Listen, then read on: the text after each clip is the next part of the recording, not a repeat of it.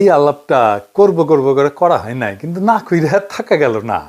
বাংলাদেশের সাথে আমেরিকার ট্যারিফ আলোচনা চলতেছে, মানে আমেরিকার বাজারে বাংলাদেশের পণ্য ঢুকতে হইলে সেটা গার্মেন্টস হোক, চামড়া হোক, যেটাই হোক, কত ট্যাক্স দেওয়া লাগবে।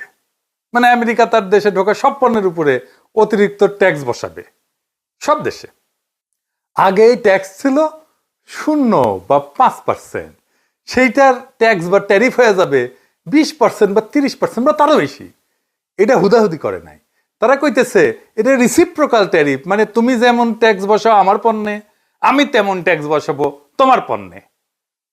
মানে বাংলাদেশ যদি আমেরিকান পণ্যে 30% ট্যাক্স দেয় ধরে, তাহলে বাংলাদেশি পণ্যকে আমেরিকায় ঢোকার জন্য 30% ট্যাক্স দিতে হবে, নো হাঙ্কি পাঙ্কি। তো এই ট্যারিফ বসায় আমেরিকা থামে থাকে নাই, তারা আলাপ আলোচনা শুরু করছে দেশগুলোর সাথে। অনেক দেশ আলোচনা করে ট্যারিফ কমায়ও নিছে, শুল্ক কমায় নিছে আর কি। যারা কমায় নিছে তারা এমন কোনো বাণিজ্য সুবিধা দিছে আমেরিকাকে, যার জন্য ট্যারিফ কমাইতে পারছে। এটা একটা বার্গেনিং টুল আর কি, এটা দিয়ে বার্গেনিং করিচ্ছে আমেরিকা। বাংলাদেশের আলোচনা চলতেছে, এটা আগামী 31 তারিখের মধ্যে ফাইনাল হবে, মানে 2-1 দিনের মধ্যেই আর কি, যে বাংলাদেশ কত পাইতেছে ট্যাক্স বা ট্যারিফ। যদি বাংলাদেশ ট্যারিফ কমাইতে না পারে তাইলে হাতে হ্যারিকেন ধরতে হবে, কলে এই শুল্ক কার্যকর হবে 1 আগস্ট থেকে। তবে আমেরিকান বাণিজ্য মন্ত্রী বলছে শুল্ক কার্যকর হইলেও আলোচনা চলবে। আমি এটা নিয়ে একটা ভিডিও করেছিলাম, আপনারা জানেন যে আমি ইকোনমিক্সের ছাত্র। এই শুল্ক দীর্ঘমেয়াদে আমেরিকান ইকোনমির ক্ষতি করবে, তবে স্বল্প মেয়াদে তা আমাদের ক্ষতি করবে, অবশ্যই করবে, যদি আমরা শুল্কের একটা ভালো রেট না পাই। যাই হোক, আমি ওই একাডেমিক আলোচনাতে যাব না। আমরা এই চুক্তির একটা বিশেষ দিক নিয়ে আলোচনা করব। কুটি এসে ইন্ডিয়া গ্যাঞ্জাম করিচ্ছে, আর ইন্ডিয়ার গ্যাঞ্জাম করে লাভটা কি, এটা নিয়ে আলাপ করব। এটা হইতেছে গোপনীয়তার চুক্তি। মানে এই যে বাংলাদেশ আলোচনা করতেছে আমেরিকার সাথে, সে আলোচনার আগে একটা চুক্তি করেছে বাংলাদেশের সাথে, তার নাম গোপনীয়তার চুক্তি। এখন বাংলাদেশে হাউকা উঠেছে, কেন এই আলাপ গোপনে করতে হবে, কেন পাবলিক জানিতে পারিবে না, ইউনুস সরকার খুব খারাপ কাজ করিচ্ছে, তাই না?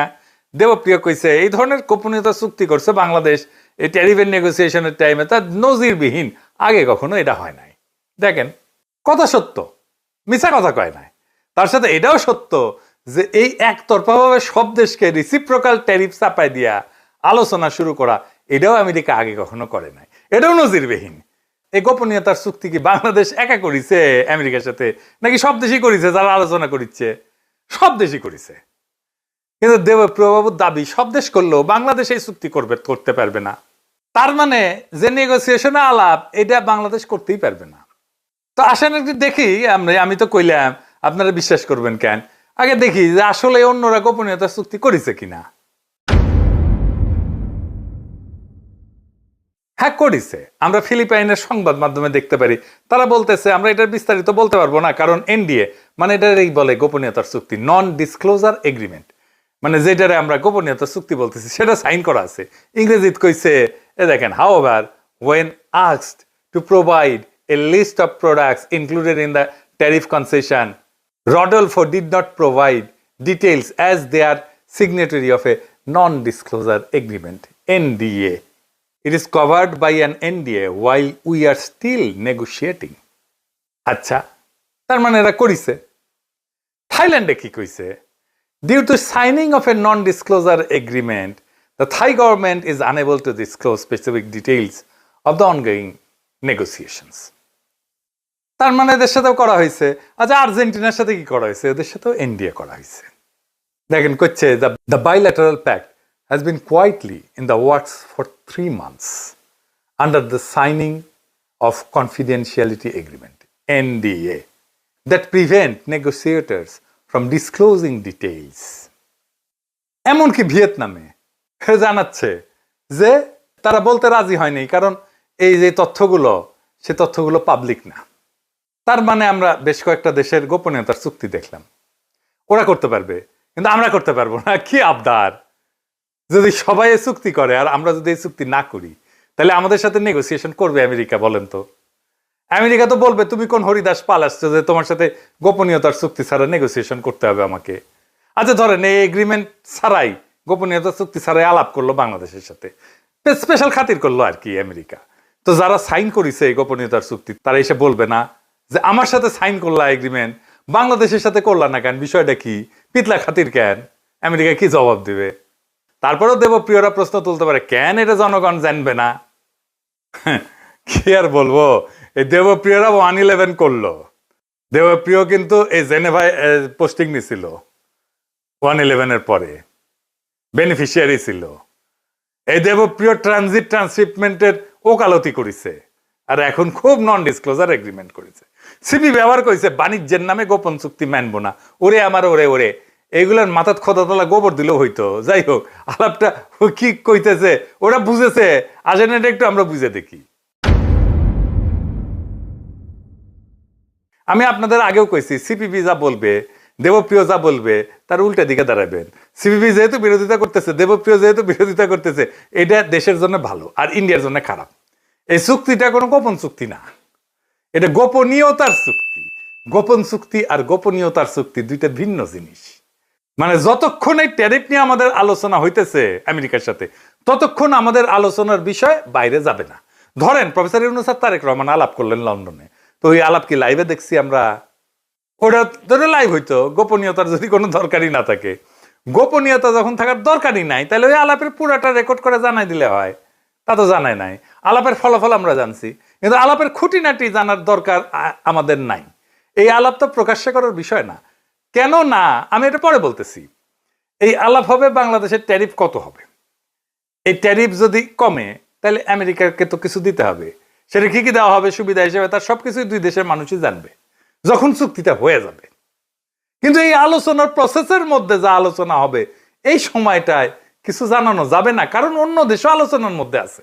তারা যদি জেনে যায় আমরা কি আলোচনা করতেছি, তাহলে তো এই আলোচনার ফলপ্রসূ হবে না। প্র্যাকটিক্যাল কারণে এটা বার্গেন, তো অনেক দেশের সাথে বার্গেন করতেছে আমেরিকা। ধরেন আমরা যাই না গেলাম, কি নিয়ে ইন্ডিয়ার সাথে বার্গেন করতেছে আমেরিকা। আমরা তো ইন্ডিয়ার চাইতে ভালো কন্ডিশন দিব আমেরিকাকে, তাই না? খুবই ন্যাচারাল এটা। তো বাংলাদেশ যা দিতেছে আর পাইতেছে, এটা আমাদের সাথে যারা কম্পিটিশন করে আমেরিকার মার্কেটের জন্য, তারা যাই না গেলে তো আমাদের বিপদ। আমরা তো নেগোসিয়েশন করতে পারবো না। ইন্ডিয়া তো সুবিধা নেবে এটার, কারণ ইন্ডিয়া তো ওই মার্কেটে আমাদের কম্পিটিটার। বাংলাদেশ যদি যুক্তরাষ্ট্র বা পশ্চিমা শক্তির কাছে ফেভারেবল ট্যারিফ না পায়, তাহলে সেই শূন্যতা পূরণে ভারত চূড়ান্তভাবে উপকৃত হবে। অর্থনীতিতে হবে, রাজনীতিতে হবে এবং আঞ্চলিক প্রভাব বিস্তারে হবে। এই পুরো প্রক্রিয়া এক ধরনের সফট ডিইন্ডাস্ট্রিয়ালাইজেশন এবং স্ট্র্যাটেজিক ডিপেন্ডেন্সি হবে বাংলাদেশের ইন্ডিয়ার উপরে, যদি এই ট্যারিফ নেগোসিয়েশনে আমরা হেরে যাই। বাংলাদেশকে পশ্চিমের বাজারে দুর্বল কইরা বাংলাদেশের অর্থনীতি ভারত নির্ভর করে তুলতে পারবে ইন্ডিয়া, যদি এই ট্যারিফ নেগোসিয়েশনে আমাদের চাইতে ইন্ডিয়া ভালো ট্যারিফ পায়, অথবা আমরা যদি অনেক বেশি ট্যারিফ দিতে হয়। এই জাউরারা হাউকাউ করতেছে, মানুষকে কনফিউজ করতেছে, যেন এই নেগোসিয়েশনে বাংলাদেশ জিততে না পারে, ইন্ডিয়া যেন বেশি সুবিধা পায় আর আমাদের মারা যায়। দেবপ্রিয় সিপিবি এদের হাউকাউয়ের লক্ষ্যই এটা।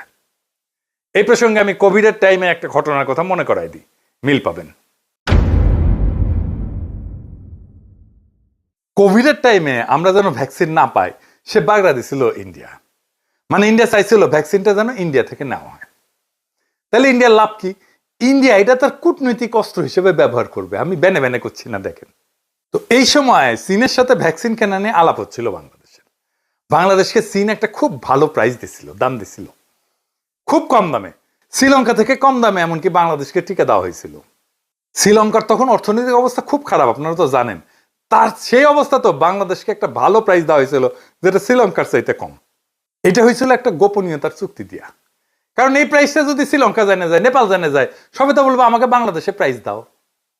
বাংলাদেশ এটা বার্গেন করে পাইছিল। সেই চুক্তির ফাইল প্রথম আলো রোজিনা চুরি করে সচিবালয় থেকে। রোজিনাকে গ্রেপ্তার করা হয়। আমি বলছিলাম কাজ ঠিক হয়েছে। এইটা রোজিনা ইন্ডিয়াকে সার্ভিস দিতে গিয়ে এই কাজ করেছিল, এই ফাইল রয়ের হাতে তুলে দিত। গোপনীয়তায় ঢাকা ফাইল থেকে আমরা যে দাম পাইছি এটা প্রকাশ করে দিত রোজিনা পত্রিকায়। আপনি দাম প্রকাশ করে দিলে তো চীন বিপদে পড়বে, ইন্ডিয়া শ্রীলঙ্কা যায় বলবে কেন তুমি আমার কাছ থেকে বেশি দাম নিলা বাংলাদেশ থেকে। তাসনিম খলিলারা তখন যুক্তি দিছিল, রোজিনাকে দিয়া কেন চুরি করাবে ইন্ডিয়া? ইন্ডিয়া চাইলে তো ওবায়দুল কাদের হাতে দিয়ে আসতো ফাইল। দেখেন এদের বুদ্ধি, দেখেন ফাইল পাওয়া নিয়ে তো কোনো ইস্যু নাই। ফাইল একটা কেন 10টা ফাইল দিয়ে আসতে পারে। ইস্যু হইতেছে মিডিয়া বাংলাদেশ যে দাম পাইছে সেটা প্রকাশ হওয়া। একমাত্র সেটা প্রকাশ হওয়া মাত্রই এই চুক্তি ভঙ্গের, গোপনীয়তার চুক্তি ভঙ্গের অভিযোগ চীন করতে পারে। এবং সেই অজুহাতে আমাদের ভ্যাকসিন দেওয়া বন্ধ করে দিতে পারে। রোজিনা ব্যর্থ হওয়ায় একজন ডেপুটি সচিব সে দাম প্রকাশ করে দেয়, ফলে চীনা ভ্যাকসিন আসা বন্ধ হয়ে যায়। আমাদের 2 বা 3 গুণ দাম দিয়ে সেই ভ্যাকসিন কিনতে হয়। তাহলে এইটা অনুসন্ধানী সাংবাদিকতা নাকি দেশের মানুষের আমাদের যে বেশি টাকায় ভ্যাকসিন কিনতে হইলো এটা কার জন্য? রোজিনার জন্য। তো বাংলাদেশকে যে অধিক টাকা গচ্চা দিয়ে ভ্যাকসিন কিনতে হইলো সেটা আগে কি রোজিনার বাপ দিবে না ওর হাজবেন্ড দিবে? এটা কারে বুঝাইবেন? এই একই ঘটনা ঘটেছে ট্যারিফ নিয়ে আলোচনায়, গোপনীয়তার চুক্তি নিয়ে। আসেন এটা একটু বুঝে দেখি। দুনিয়ায় কোন দেশের মিডিয়ার কোনো কুরকুরে নেই, সবাই তো এই সাইন করছে না, একমাত্র বাংলাদেশের অনুসন্ধানী সাংবাদিকদের এতই কারেন্ট এই গোপনীয়তার চুক্তি প্রকাশ করতেই হবে। তো এটা নিয়ে কি হইল আসেন দেখি। এখানেও সে একই রোজিনা কাণ্ড ঘটনা হইল। এনবিআর এর দ্বিতীয় সচিব মুকিদুল আলমকে দিয়া এই আলোচনার বিষয়াদি কচুক্ষেতি বাইর করল। কচুক্ষেতি মানে কিন্তু ওয়াকারের বালক। বালক মানে জানেন তো, হ্যাঁ, যে মারা দেয়, বুঝছাও। র এর ডাইরেক্ট পেরোলে এই পদ বালক, সেইটা দিয়া বাংলা আউটলুকে নিউজ করাইল। মুকিদুল ধরা খাইল, চাকরি গেল। বাংলা আউটলুকের নিউজ ছড়াই নিলে কচুক্ষেতি নিজের পেজে ওই চুক্তির আলোচনা প্রকাশ করে দিল। দেখেন এর ফলে কি হইল, বাংলাদেশের আলোচকেরা নেগোসিয়েটরেরা মারাত্মক চাপে পড়লো। আলোচনার নেগোসিয়েশন আমরা পিছায় পড়লাম, ইন্ডিয়া আপার হ্যান্ড পাইলো। তাহলে বুঝেছেন তো কে কার সুবিধার জন্য এটা পাবলিক করা হয়েছিল? ওই বালক ওয়াকারের কেন এটা পাবলিক করলো? আপনারা তো জানেন বাংলাদেশ যদি ফেভারেবল ট্যারিফ না পায় তাহলে ইন্ডিয়া লাভবান হবে, আর কেউ না। ইন্ডিয়াকে উপহার দিল ওয়াকারের বালক। এইবার সব বুঝেছেন তো, মিলিছে সব। বাংলাদেশের শিল্প, গার্মেন্টস, রপ্তানি আমেরিকার বাজারে সব ধ্বংস করে দেওয়ার কাজটা এই ওয়াকারের বালক কইরা দিল। যদি বাংলাদেশ ভালো ট্যারিফ না পায় তার দায় একমাত্র এই বালকের। আপনারাই বলেন এটা প্রকাশ করে কি এমন হাতি ঘোড়া বজরা পানসি হয়েছে? কি অর্জন করছে বাংলাদেশ? কিছুই না। বাংলাদেশের জনগণ কি অর্জন করছে? কিচ্ছু না, হারাইছে। কিন্তু এইটা প্রকাশ করার জন্য এত কুরকুরানি কেন ওদের খোয়ায়? কুরকুরানি মোদির কুরকুরানি, ইন্ডিয়ার কুরকুরানি। কারণ মোদি কইছে শুধু ওয়াকার নামিও তোমার বালক বানাবো, আর ওই খুশিতে মারছে দৌড়। তাইলে কি আমরা ফেভারেবল ট্যারিফ পাবো না আমেরিকার বাজারে? 2 দিন অপেক্ষা করেন, ভালো খবর পাবেন ইনশাআল্লাহ। ওয়াকারের বালক কাজটা খুব জটিল এবং কঠিন করে দিলেও এটা উত্তরানো গেছে। আমার কাছে যতটুকু খবর আছে, চুক্তির ডিটেলস দেশবাসী জানতে পারবেন তাড়াতাড়ি। এই ট্যারিফ আলোচনা, এই গোপনীয়তার চুক্তি সবই কূটনৈতিক বাস্তবতা। এই বাস্তবতায় কার কি বক্তব্য, কে কি প্রকাশ করলো সেটা বড় কথা না। বড় কথা এই যে বাংলাদেশে কোনো দালাল চক্র, কোনো রোজিনা সিন্ডিকেট, অনুসন্ধানী সাংবাদিকতার নামে রয়ের দালাল, ওয়াকারের পাঁচাটা হাইব্রিড অনুসন্ধানী সাংবাদিকদের খেয়ালখুশির উপর চলে না। আমাদের রাষ্ট্র যদি সাহসিকতার সাথে ন্যায্য বার্গেন করে, যদি ঠিক সময় জিপ কামড়ে চুপ থাকে, তাহলে আমরা জিতবো। কারণ এই খেলা গলা ফাটানোর না, মাথা খাটানোর। আজকের দিনটায় আমরা শিখে গেলাম তথ্য চুরি করা নয়, কৌশল দিয়ে জয়লাভ করতে হয়। গোপন রাখাটা সবসময় চোরের চক্রান্ত না, কখনো কখনো তা হয় রাষ্ট্রীয় অস্ত্র। যারা চায় বাংলাদেশ বিশ্ববাজারে হারুক, তারা চায় না গোপনীয়তা থাকুক এই বাণিজ্য আলোচনায়। তারা চায় প্রত্যেকটা দরজার চাবি পড়ুক দিল্লির হাতে। কিন্তু না, এবার আর তা হবে না। বাংলাদেশ দাঁড়াইছে নিজের কৌশলে, নিজের স্বার্থে, এবং এই দাঁড়ানোই মাথা উঁচু করে দাঁড়ানো। ধ্বংস হয়ে হারায় যাওয়ার আগাম ঘোষণা না এটা।